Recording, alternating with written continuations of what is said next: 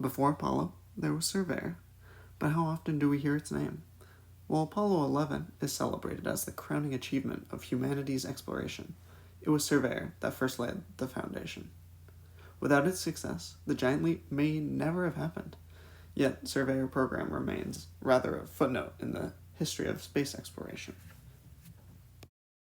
Designed in the shadow of the Apollo program, Surveyor was tasked with answering the questions that no one else could. This included questions like, could the lunar surface even support a spacecraft? Because at the time, many feared that the moon was covered in a layer of dust that it was so thick, the lander would simply sink into it. How would you land on the moon then? Where could humans land safely? Surveyor's high-resolution images revealed the moon's terrain in unprecedented detail, never seen before. And could we even perfect the technology to land softly on an alien world? The program tested the systems that Apollo would later refine and use for human transportation. Surveyor was the workhorse that solved these mysteries, yet the applause rarely followed. Surveyor's missions lasted for weeks, but its impact has endured for decades. Operating under the harsh conditions of the lunar day and night, Surveyor's solar-powered systems collected groundbreaking data. From 1966 to 67, 5 of the 7 missions succeeded, a remarkable achievement given the era's limited technology. Surveyor's cameras captured over 87,000 images, its robotic arm dug into the soil, and its instruments analyzed the moon's composition. These contributions were vital to the Apollo program, yet Surveyor's engineers received neither parades nor widespread recognition for their work. Surveyor got to the moon via the Atlas Centaur rocket, which at the time was an unprecedented marvel, which is not really looked upon nowadays. Surveyor was part of a new class of lunar landers. Unlike the previous Ranger missions, for example, which were impactors, they did not slow down, they just impacted the moon and the mission ended there. Surveyor landed softly. It had a main engine and 3 smaller thrusters to be used after the main engine was fully used, and for smaller attitude adjustments. The computation and technology behind doing a retrograde burn is simply outstanding, especially in the 60s. For the amount of controls that we need today to do this, you need a lot of computing power. They simply didn't have it, yet it still all worked. These commands were partially sent from the Earth to the mission itself, live, which is crazy to think about how that was done. But without Surveyor doing these techniques for the first time, Apollo just simply wouldn't have had the ability to, for the experience would not have been there. Surveyor truly proved that a safe landing zone did exist on the moon, and that soft landing technology actually worked in real-world conditions and scenarios.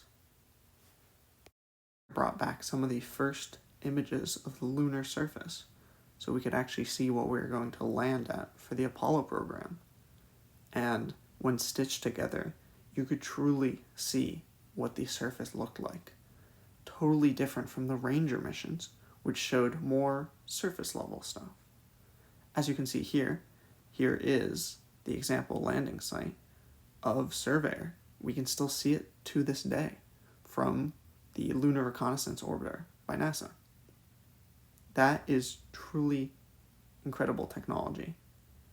I cannot overestimate how impactful this was. You can see in the footage here, this is the lander itself digging the moon, seeing what happens, seeing if it's powdery, if it's rocky, if it's a mix of gravel. We saw that a soft landing was truly possible with Surveyor. So what was actually on the probes? Well, of course, we have solar panels. These need power somehow. We had a planar array type of antenna, which was built into the solar panels and basically pointed towards the moon. Of course, had an omnidirectional antenna, basically can point in any direction for a roughly equal strength of signal. Got electronics.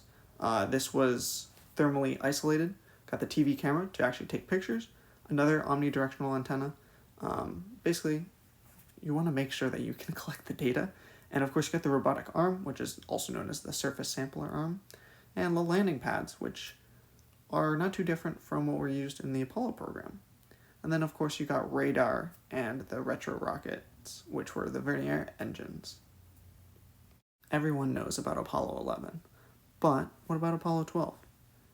In 1969, Apollo 12 astronauts visited Surveyor 3, retrieving parts of the lander to study how years on the moon had affected it. Yet, even then, Surveyor's name was overshadowed by the grandeur of Apollo.